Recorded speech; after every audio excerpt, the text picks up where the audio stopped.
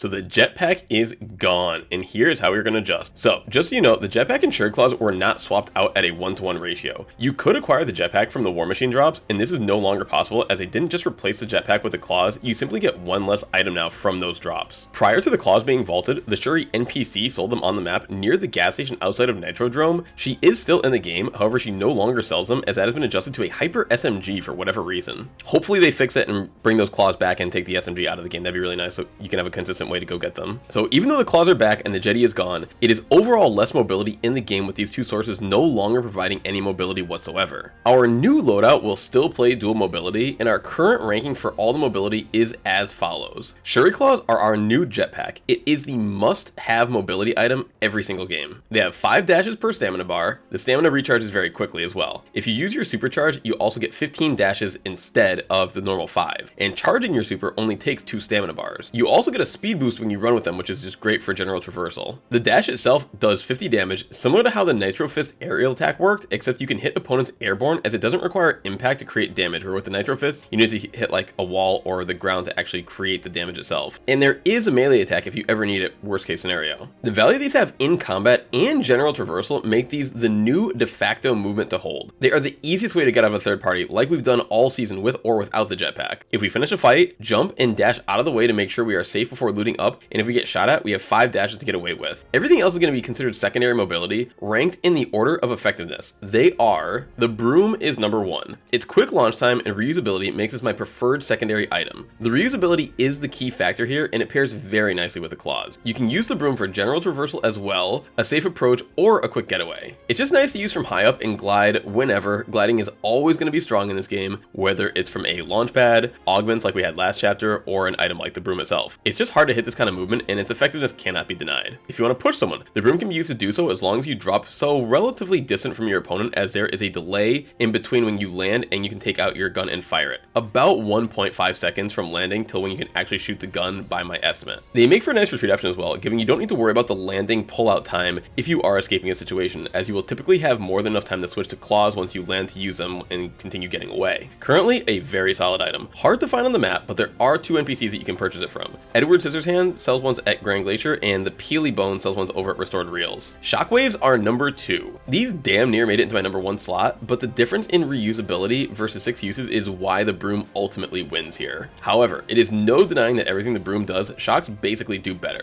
Maybe they don't cover as much ground quite as well since you can't glide out of them, but you can act out of them, which is far more important. You can throw down EMPs, shoot a rocket launcher, land with a shotgun, you name it. This plus the fact that their distance is very respectable makes them just a better burst option as well. They can destroy structures too. I hear the Broom can as well, but from what I've seen, it is very weak compared to the Shocks. Their stack of 6 downside isn't even that horrible, considering a lot of people are carrying Shocks right now, so it's very easy to replenish off of dead players. These can also be purchased from a few NPCs on the map as well. You've got Bright Raider, Gwenpool, Rust, and the newly added Nightmare, who is over at Mount Olympus. Check Fortnite.gg if you ever need help finding any of these NPCs. Alright, the new chainsaw item will rank number 3. It's slow, clunky, and doesn't really go very far before running out of fuel. However, it is faster than running, and it uses its own energy supply, not our stamina like the claws. So it does provide better than nothing general traversal and can help you approach enemies in various instances. You need cover, and it is situational, but they can be used to push as they don't make an indicator on the visual audio. I wouldn't really recommend it though. I picked this up until I can find either of the 2 previously mentioned movement items, but it's honestly the most lackluster item on this list. The melee damage is good if you can get someone to commit to a really close range fight with you and them if they don't shotgun you beforehand, but either way, whoever wins that fight is going to probably have less than 50 HP left and is very likely to get killed if a third party comes around. But that's just how some people like to fight. I personally wouldn't recommend it, however. Alright, for number 4, we have Flowberry Fizz. Now, not looked at as a typical movement item, it is still very effective in getting around the map. Flowberry Fizz can give you the low gravity effect 20 times with a full charge. In each tick, it gives you 10 seconds of low grav effect. So effectively, the entire bottle will let you remain in low gravity for 3 minutes and 20 seconds, which is a really insane amount of time. This low gravity effect can help you numerous ways moving around the map, but its general speed increase is very nice. It also amplifies nitro rings and launch pads quite a bit. You can use it to propel yourself even further with shockwaves or Sher Claws. And of course, it is a healing item in a time where we rarely, if ever, carry any heals. So that is nice being able to use it for that as well. And lastly, we are going to rank the Iron Boots at number 5. While they are still very impressive in their ability to fly, the animation that occurs when you're shot out of these is why I refuse to use them almost always. And they are very very easy to get shot out of during the launch. And even when just flying, if someone has you in their sights, and it's not the hardest thing to hit since you fly in a straight line and most people don't just fly around dodging left and right. You do need the right angle. Like, it's not the easiest thing, but if you get the right angle, you can definitely beam someone out of the sky with the iron boots. If and when you do get shot out of them, you are very close to dead, making the upside not really as worth it. They do let you fly very far and very fast, allowing you to drop it on people even better than the witch's broom. You can even attack out of these if you are holding the iron hands, and of course that gives you access to the unibeam as well while flying. Even with all that, I still don't find them to be particularly worth it, and I don't even find myself carrying the hands anymore. So the synergy is there, but its overall effectiveness and power is just lacking at this point in time. So what else changed about our current loadout? Well, most everything basically. We went from our preferred loadout being jetpack, auto turret, captain shield, shockwaves, and iron hands. Now we play Sher Claws, Broom, striker burst, gatekeeper shotgun, and EMPs. Quite the change of pace, right? Quick note, since it's my video and I want to share my opinion, I think the removal of the jetpack with 20-ish days left of the season is super lame of a decision by Epic, and it just shows their inability to predict the game's meta whatsoever. They released this extremely OP item and it got several nerfs. Everyone knew how good the Jetty was, and Epic still dropped these really sorry Halloween items. Instead of doing that, they could have released the witch's broom, letting it go to 2 to 3 times higher, and it would have been a good item. Let people drop in with their weapons out too, like we used to be able to do in chapter 3 and prior. The chainsaw could have at least gone twice as fast and had more fuel. But instead, they made a very silly decision to remove the Sher Claws when these were added, as if that would make any difference to the loot pool whatsoever. And then instead of buffing the Halloween stuff, they just take out the jetpack, and now the season feels slow, very slow. I know why they did it too, player feedback, and I have some feedback for those players' feedback, but I'm gonna leave that for another video, and we'll get onto the strategy of how we actually win. But I just wanted to point that out. I think this whole change was just really, really dumb. But honestly, our whole strategy is really nothing too complex. We're just kind of going back to playing how we did earlier seasons of this chapter. For the moment, we're still landing at brutal, you know, hitting all the Avengers chests till I find Sher Claws. Like, that part hasn't really changed. But from there, I just kind of go back to doing all the mid-match objectives. Like, now I want forecast tower again, because it's very hard to know where the end zone's going to be, and, you know, moving from zone to zone. If you can kind of predict where the next, not predict, but if you can see where the next zone's going to be and position yourself so that you're in the current circle and close to the next circle, that's always really nice. And like, now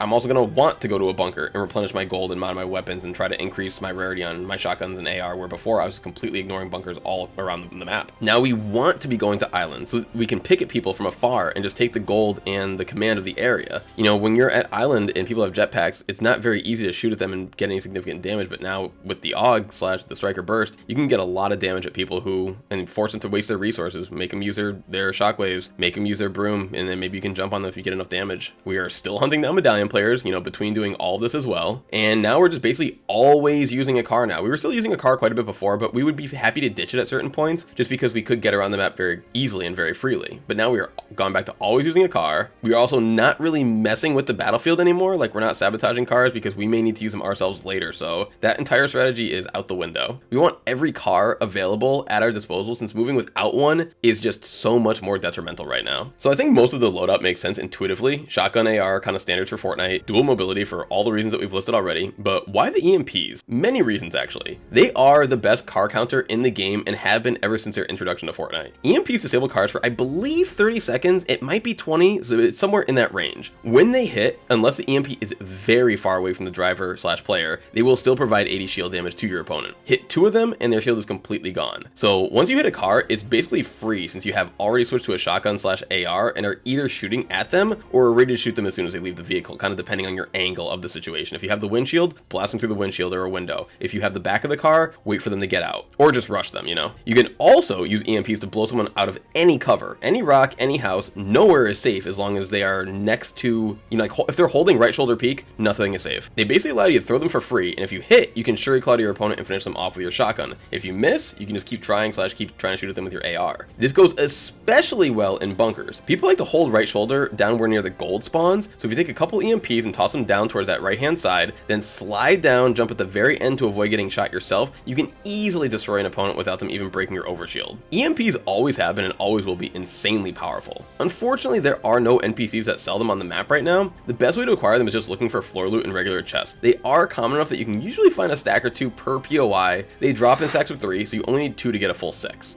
But yeah, overall that's it. You have to play a lot slower at this point given how easy it is to die again. Without a jetpack that allows you to just jump and dash at any point, it makes getting shot at in third party especially much more deadly. Always be sure to have a car nearby, use natural cover and whatever else you can find. We have to go back to playing normal Fortnite again. The fun is over for now until the next insane mobility item comes out. And you know it will. Epic simply cannot help themselves. Mark my words, by the time Chapter 6 Season 2 rolls around, the meta will absolutely be broken again at least once by some insane mobility item that Epic releases. It will be as impactful as airbending, Nitro Fist, or the jetpack itself. That's just my prediction. And that's basically it for us today, folks. If you have any questions on how to go from the battle bus to first place, let me know in the comments. It's impossible to cover every single angle in these videos, so make use of me answering every question while you can. Thanks so much. Please like, subscribe, and share with a friend to help us grow. Thank you all, love you all, and we'll catch you on the next one. Bye-bye.